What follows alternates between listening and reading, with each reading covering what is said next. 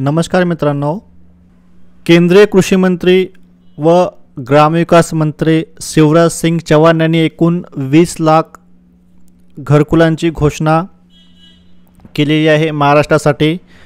आपण आज त्याबद्दल संपूर्ण माहिती घेणार आहोत आणि हे जे 20 लाख घरकुल जे घोषित केलेले आहेत तर यामध्ये खूप सारे चेंजेस केले आहेत। याचे पात्रतेचे जे निकष होते त्यामध्ये खूप सारे चेंजेस झालेले आहेत, बदल झालेले आहेत। आपण आज त्याबद्दलच संपूर्ण माहिती घेणार आहोत की ते नेमके ते बदल काय आहेत आणि आता या नवीन घरकुलासाठी अप्लाय कसं करायचं आहे, तर आपण याबद्दल संपूर्ण माहिती घेणार आहोत। त्या अगोदर तुम्ही जर चॅनलवर नवीन असाल तर चॅनल सबस्क्राइब करा, म्हणजे जे काही मी व्हिडिओ टाकेल त्याचं तुम्हाला नोटिफिकेशन मिळून जाईल। ठीक आहे, तर आपण व्हिडिओला सुरुवात करत। तर बघा मित्रांनो, प्रधानमंत्री आवास योजनेअंतर्गत महाराष्ट्रातील जे बेघरांसाठी जे घरकुलं देण्यात आले होते ते यावर्षी एकूण 6,36,000 असे एवढे जे आहेत ते घरकुल आत्तापर्यंत दिले आहेत महाराष्ट्रासाठी। तर आता त्यामध्ये अजून एकूण 13,29,000 म्हणजे असे एकूण 20 लाख घरकुलाचे ह्याचे इथे आहे ते त्यांनी महाराष्ट्रासाठी दिलेले आहेत। तर अजून 13,29,000 घरकुलं जे आहेत ते या वर्षामध्ये महाराष्ट्राला मिळणार आहेत 2025 मध्ये। तर अशी घोषणा जी आहे ती शिवराज सिंग चौहान यांनी केलेली आहे। तर बघा, अगोदर जी योजना होती प्रधानमंत्री आवास योजना, यामध्ये ज्यांच्याकडे दुचाकी असेल, 4 चाकी असेल म्हणजे 4 व्हीलर असेल, अशांना जे आहे ते घरकुलं मिळत नव्हती, तर अशांना सुद्धा आता घरकुलं मिळणार आहेत। आणि त्यानंतर ज्या कुटुंबांचं मंथली इन्कम म्हणजे जे त्यांचं मंथली इन्कम जे होतं ते 10,000 रुपयाच्या वर असेल तर त्यांना घरकुल मिळत नव्हतं। तर आता हे जे यांनी ही 10,000 रुपयाची मर्यादा आहे ती वाढून 15,000 रुपयापर्यंत केलेली आहे। ज्यांचं वार्षिक उत्पन्न 15,000 रुपयापर्यंत आहे, ज्यांचं प्रति महिना उत्पन्न 15,000 रुपये आहे, अशांनाही आता इथे घरकुल मिळणार आहेत। त्याच्यानंतर ज्यांच्याकडे 2.5 एकरापेक्षा जास्त किंवा 5 एकरापेक्षा कमी, 5 एकरापर्यंत ज्यांच्याकडे शेती आहे, अशांना आता घरकुल मिळणार आहे, जे अगोदर मिळत नव्हतं। ठीक आहे, तर आपण याची संपूर्ण माहिती घेऊयात। तर बघा, तुम्हाला स्क्रीनवर दिसत असेल बघा, ही योजना आहे ती प्रधानमंत्री आवास योजना ग्रामीण आहे, ग्रामीण भागातील लाभार्थ्यासाठी आहे। ग्रामविकास विभागातर्फे ही योजना राबवण्यात येते। तर बघा, येथे प्रति लाभार्थी जे अनुदान आहे ते ग्रामीण भागासाठी जे आहे ते 1,20,000 रुपये तुम्हाला इथे मिळणार आहेत लाभार्थ्यांना। त्यानंतर डोंगरी भागासाठी आहे ते एकूण 1,30,000 रुपये आहे, एवढे इथे अनुदान आहे।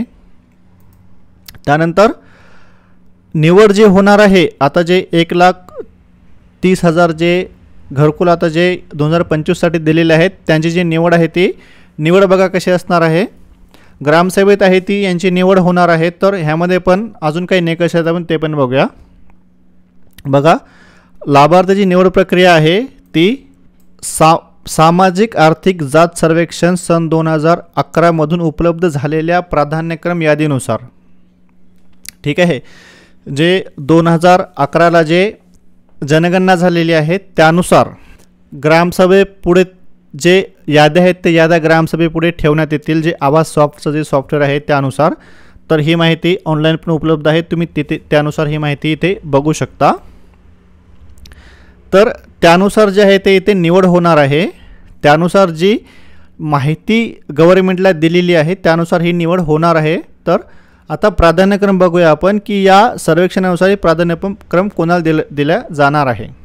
तर बघा, प्राधान्यक्रम यादी बेघर 1 खोली लाभार्थी, 2 खोली लाभार्थी याप्रमाणे इथे निश्चित केलेले आहे। ठीक आहे, त्यानंतर बघा, प्राधान्यक्रम यादीमधील व्यक्तींची ग्रामसभेमध्ये निवड करतेवेळी खालील निकषावरील गुणांकनानुसार प्राधान्यक्रम देण्यात यावेत। तर बघा, प्राधान्यक्रम काय आहेत, तर 16 ते 59 वयोगटातील प्रौढ व्यक्ती नसलेले कुटुंब म्हणजे यांना नाही आहे इथे। ठीक आहे, त्यानंतर महिला कुटुंब प्रमुख व 16 ते 59 वयोगटातील प्रौढ व्यक्ती नसलेले कुटुंब, त्यानंतर 25 वर्षावरील अशिक्षित निरक्षर व्यक्ती असलेले कुटुंब. ठीक आहे, यांना इथे प्राधान्यक्रम दिलेला आहे. अपंग व्यक्ती कुटुंब ज्यात शारीरिकदृष्ट्या सक्षम प्रौढ व्यक्ती नाही, भूमिहीन कुटुंब ज्यांची उत्पन्न स्रोत मोलमजुरी आहे. ठीक आहे, यांना इथे प्राधान्यक्रम देण्यात आलेला आहे. त्यानंतर सदरील गुणांकनाच्या आधारे ग्रामसभा यादी तयार करतील व अशा प्रकारे गुणांच्या उतरत्या मांडणीने प्राधान्यक्रम यादी देण्यात येणार आहे. ठीक आहे, तर आता इथे हे जे आहे नसलेले कुटुंब वगैरे हे जे दिलेलं आहेत ना, ह्यांना पण इथे लाभ मिळणार आहे, पण इथे प्राधान्यक्रम जे आहे ते ह्यांना दिलेलं आहे. तर ह्यानुसार प्राधान्य म्हणजे जे आहे ते उतरत्या क्रमाने ती यादी लागणार आहे. लाभ सगळ्यांनाच मिळणार आहे, पण पहिला लाभ जे त्यांनी जो लाभ दिलेला आहे या 2011च्या जनगणनेनुसार, त्यानुसार इथे जे आहे ते प्राधान्यक्रम यादी लागणार आहे. ह्यांचा क्रमांक अगोदर लागेल आणि त्यानंतर ह्यांचा क्रमांक नंतर लागणार आहे. ठीक आहे, तर ही गोष्ट समजून घ्या तुम्ही. त्यानंतर अर्ज कुठे करायचा आहे, तर अर्ज तुम्हाला ग्रामपंचायत किंवा पंचायत समितीमध्ये तुम्हाला इथे अर्ज करायचा आहे. तर यानंतर आता आपण बघूयात यासाठी डॉक्युमेंट्स तुम्हाला काय काय द्यायचे आहेत.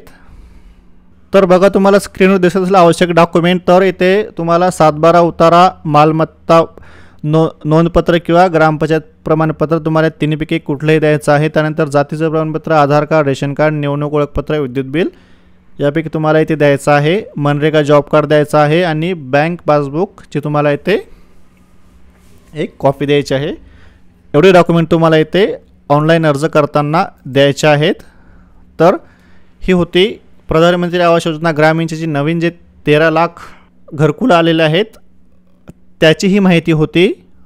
तुम्हाला यापेक्षा अजून माहिती हवी असेल तर तुम्ही तुमच्या ग्रामपंचायत किंवा पंचायत समितीला जाऊन तुम्ही तिथे याबद्दल अधिक माहिती घेऊ शकता. आणि जर तुम्हाला काही प्रश्न असतील तर तुम्ही कमेंट बॉक्समध्ये विचारू शकता, मला तिथे पण जे आहे ते उत्तर मिळून जाईल.